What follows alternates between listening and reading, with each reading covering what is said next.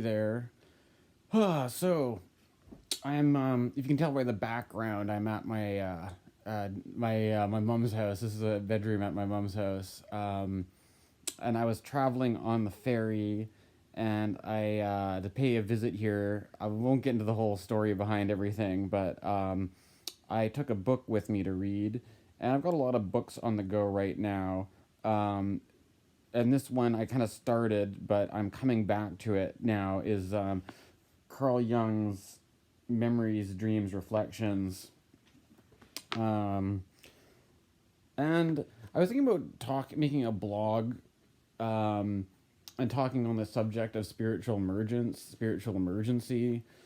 Um, I've been doing more focus on astrology these days, and I haven't really been doing a lot of blogging on the, let alone video blogging on the topic of spiritual emergency. But I'm doing this on a little iPad that I have that doesn't, the Bluetooth keyboard is totally broken, let's say, and I can't really type very well. So this is sort of like influencing me more in the direction of doing this in a video blog format because the my typing apparatus is kind of not happening.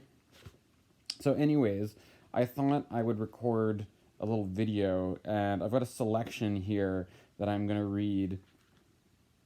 Um, this is kind of interesting because Carl Jung talks about having kind of two different personalities, and I kind of like the way he talks about it because he's not like, it would be really easy just to say like one personality is like the ego, or one personality is like the false self, and the other personality is the true self, the higher self, or the soul, or you can get really into like, I think that's part of the problem, is that people might be looking to box things in with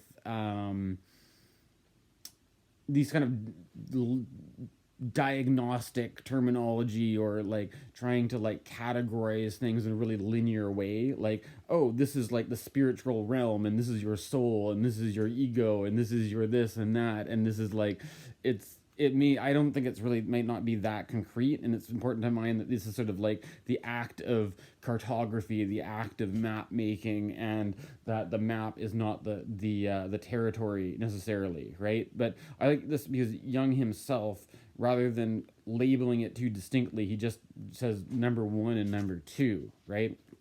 So I'm going to read this bit from starting at page 86 here in this copy of Memory, Dreams, Reflections.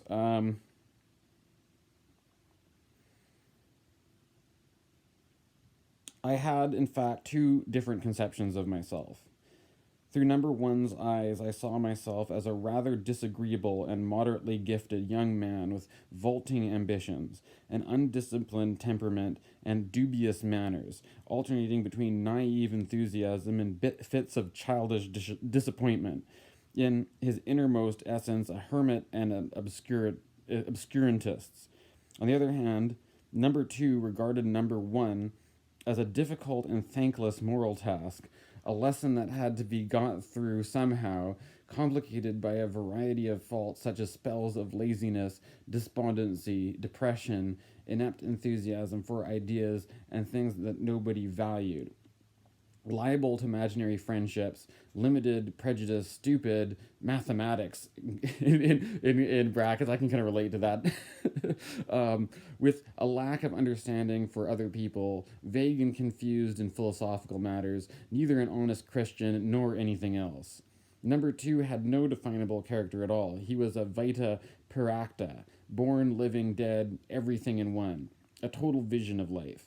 Though piteously clear about himself, he was unable to express himself through a dense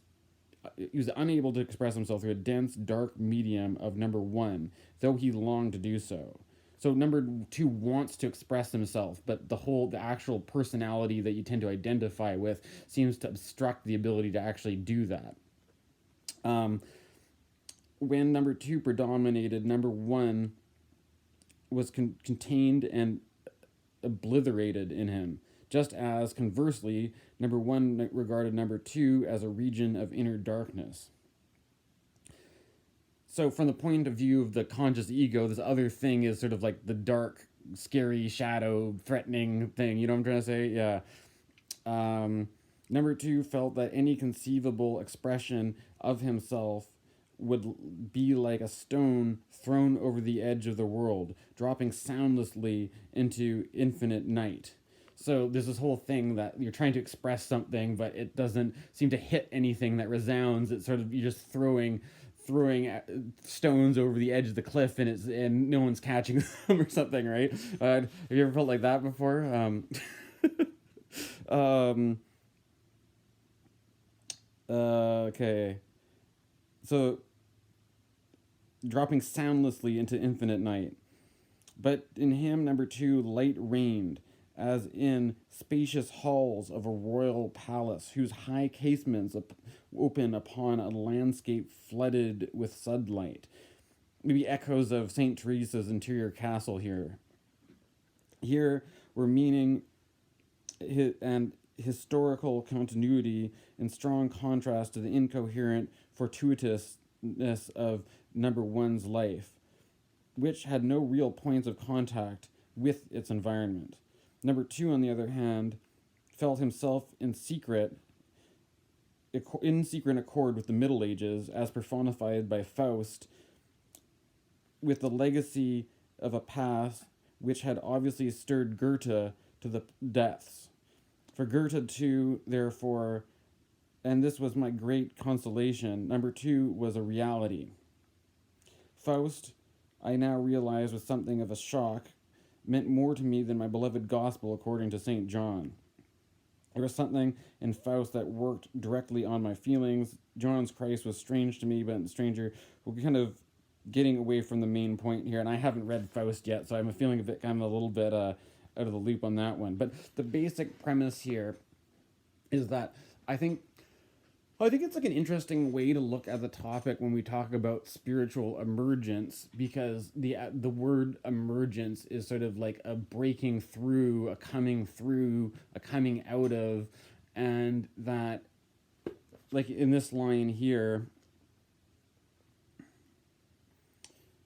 though pitilessly clear about himself, he was unable to express himself through the dense, dark medium of number one, though he longed to do so. So there might be like an inner light, an inner radiance that's brilliant. He talks also about this book about how it was a kind of a source of inspiration, but there's some sort of a mismatch where, for example, in the same book, he talks about writing essays for school as a young man, but he was accused of plagiarism because it was like the essays were coming from this number two personality, and the number one personality felt like too much of a mismatch for the number two personality, if you know what I'm saying, right?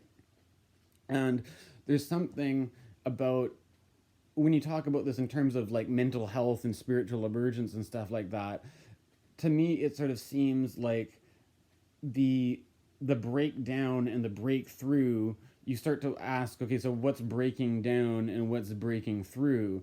I think this is again like an interesting model to use, because we can talk about it as if the number one personality is breaking down, so that the number two personality has more of an opportunity to break through. And in my own experiences, going back to, let's say, like 2012, this is 8 years ago from now, that is that resonates very deeply with what was happening for me. And there's something that I think that people talk about.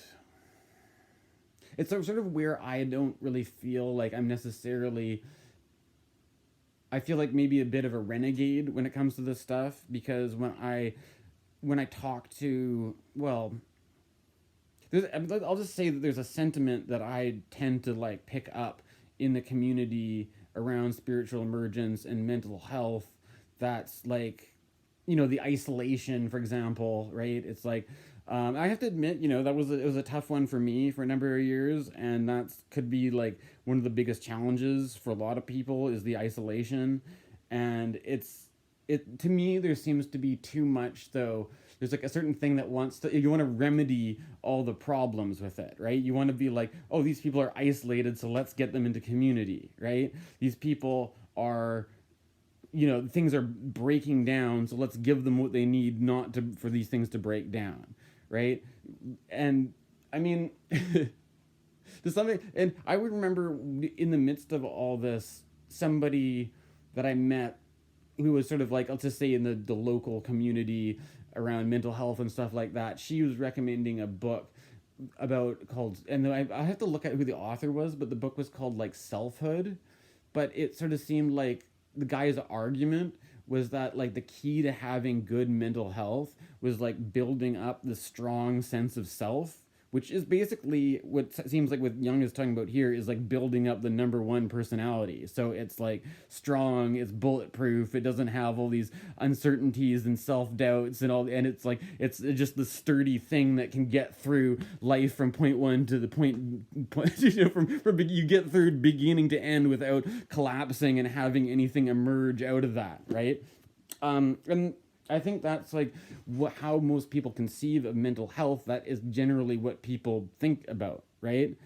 Whereas the whole the whole thing about like the transformation, the transformative potential of spiritual emergence, um, it's like I don't think words like recovery necessarily make sense to talk about it in a recovery terminology because it's or the whole idea of management, right? Managing symptoms, right? Managing your situation to sort of or taking preventative measures. All this kind of for basically. I mean, I'm can only speak really from my own point of view, but in it's like one of these from in retrospect anyways, it seems like every certain thing that happened, including all the stuff that I didn't like, you know, this is the most important thing, like all the stuff that the number one didn't like was necessary to some extent for the emergence of the number two, right?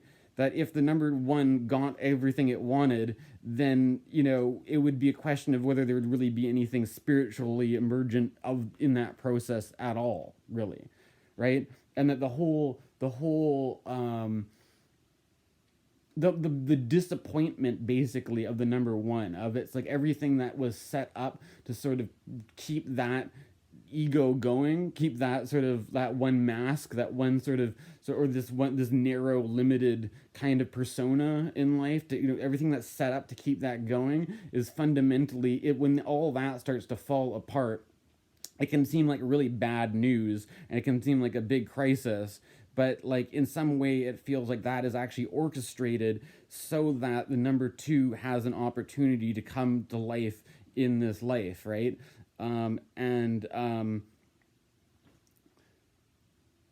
yeah, and that's the whole and that's basically what kind of gave me the whole what I found in that experience was a kind of a passion that came more from the number two personality than from the number one personality, right? That there's sort of this vivacious kind of like the inspiration that fuels like creativity or fuels you know it's kind of like the what you would say that your reason for being, right? Or your joy, the joy that you have for just being alive and participating and stuff like that. That's what I found, anyways. In my case, is that was coming less from a number one kind of personality and more from a number two kind of personality. In spite of that, though, I think that it's hard to say that the number one personality is like entirely. I can't. It would be a bit like you'd be fooling yourself to see if that part of it was entirely disappeared. And there's certain things, a lot of like just how you know how where you find yourself in the world, right? Like it's hard. Sometimes it's hard to connect with things in the world based entirely on a number two personality.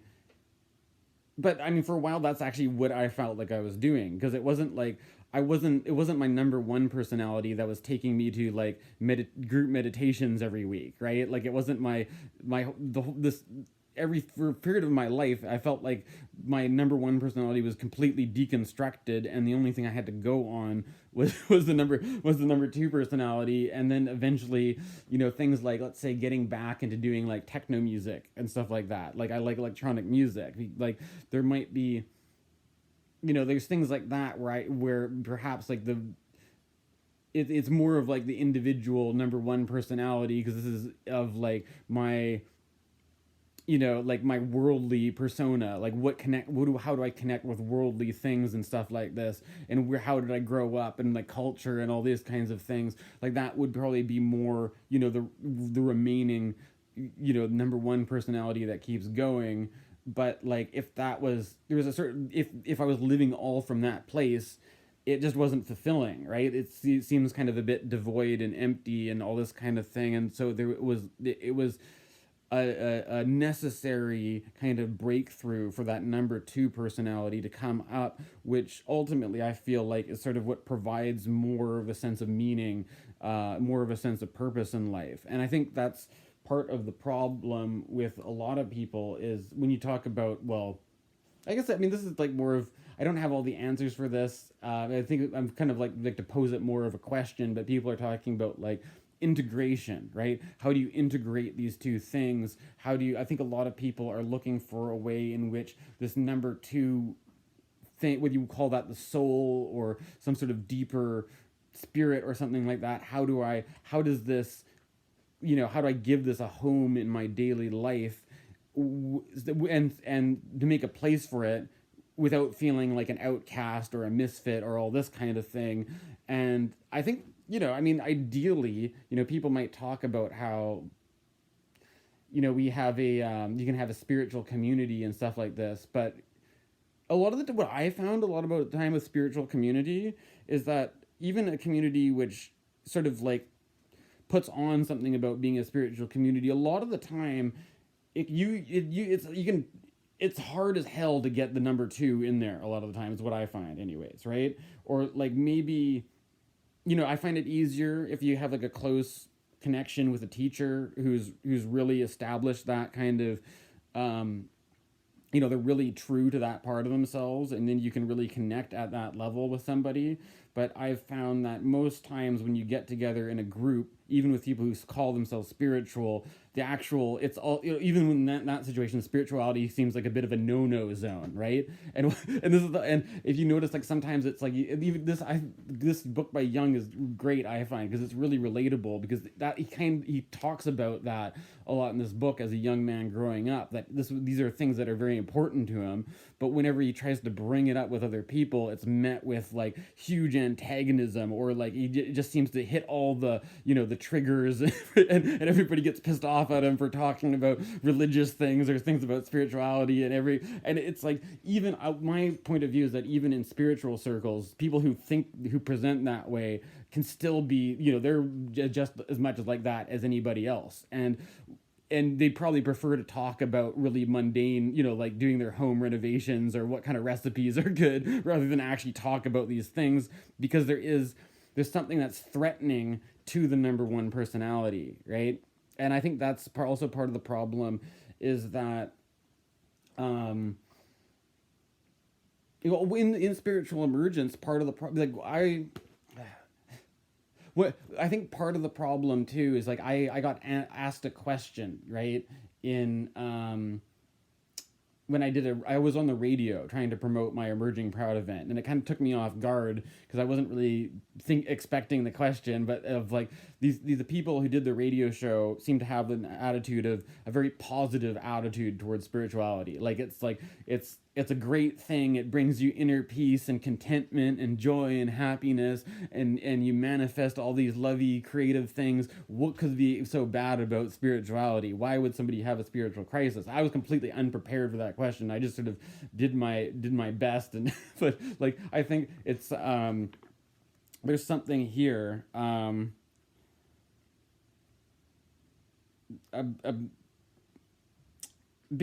he talks about like the number two is something that it's like intimidating, right? In later on here, he talks about a dream. Let's see if I can find it. Where there's a sort of the dark shadow or something.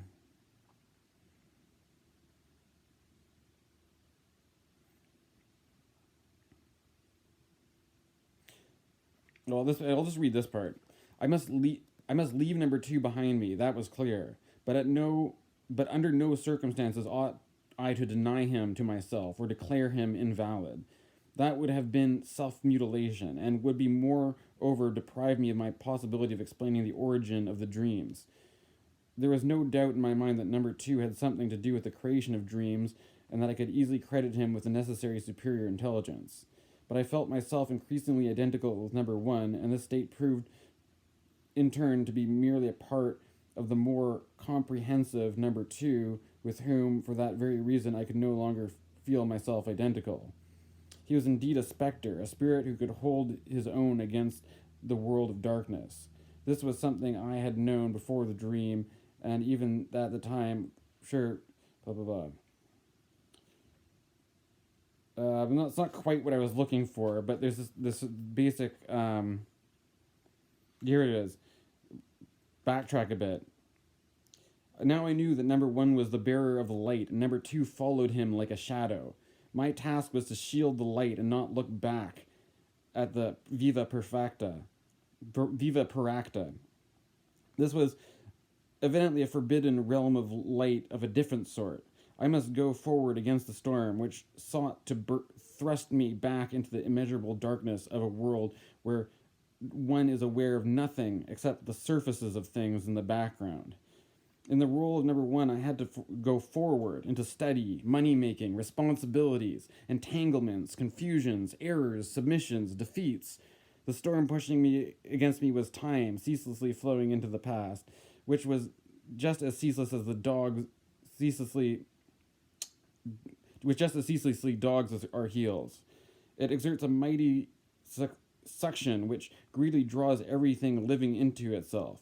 We can only escape from it for a while by pressing forward. The past is terribly real and present, and it catches everyone who cannot save his skin with a satisfactory answer. But there's this sort of thing, anyways, the basic thing is that I think that the whole thing about spiritual emergence is that it feels like you've kind of awakened, if you've awakened the number two from the point of number one, it doesn't necessarily feel like a friendly thing between the number two and the number one. And this is like I got through this sort of stuff. I was reading a lot of spiritual writing, and I was watching videos from Muji, who would talk about it often as if it's like the you've got the doorman of the hotel pretending that he owns the place, where really he doesn't own the place at all, and it's like the real owner is coming to who runs the show, and it's the or the idea of the mind is a beautiful servant but a terrible master. Well, if the mind is in the position of being the master, it feels very threatening to the mind to be usurped by something which has, and that's ultimately people are terrified of this thing, but it's really their own soul, really, right? I love Terence McKenna has a quote that's like, people are so dissociated from their souls that they think it's like an alien from another star system when they run into it, right? Like how much of these things that are so-called, like UFO encounters or paranormal, how much of it's actually you just actually waking up to your own soul, right? And it's only threatening because you're so dissociated with that you don't think that's you, right? It seems like something that's there to do you in, that's there to destroy your life or something, but really it's just trying to submit your ego to something that's higher than it. That are So I don't know. There's my that's kind of what I'm thinking today with the memories, dreams, reflections. This is my reflection on some of what I've been reading recently.